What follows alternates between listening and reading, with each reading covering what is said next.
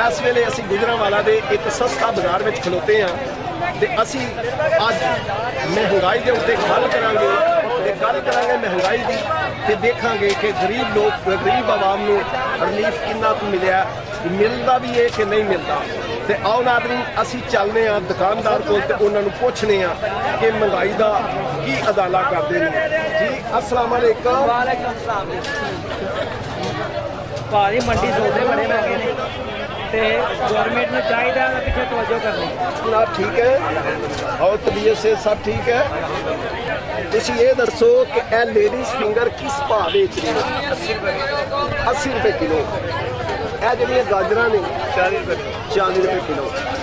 क्या ये ladies finger जो है गाहक लैके जाता है किन्ना?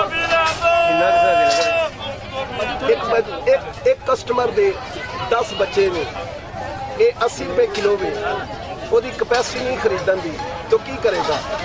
हुकूमत की जान रोए। यदा मुस्बत हल कढ़िया कुछ लोगों ने मिर्चा जड़ियाँ 80 रुपए पाओ ने सुकिया हुई मिर्चा ये 10 रुपए की पूरी दे रहे हैं।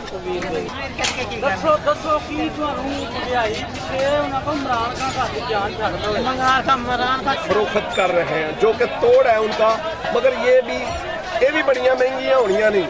असी गल करने हैं बाबा जी नाल ते बाबा जी दसणगे दुख भरी दास्तान कि महंगियां क्यों हुई। जी सलाम अलैकुम। ये दसो ये मर्चा के की रेट ने?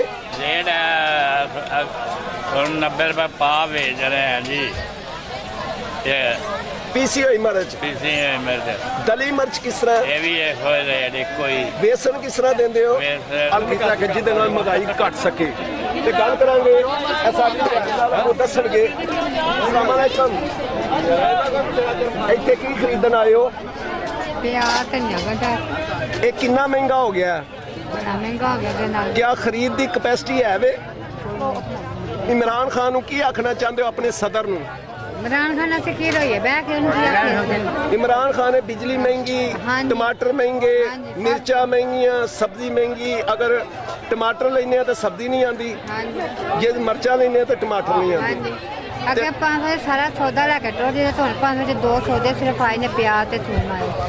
ये सब्जी तो रोज घर लड़ाई होंगी होएगी। हाँ जी। ओके ओ दे बगे मिर्चा 50 रुपए पा। टमाटर 80 रुपए किलो, ये 50 रुपए पा। टमाटर 80 रुपए किलो।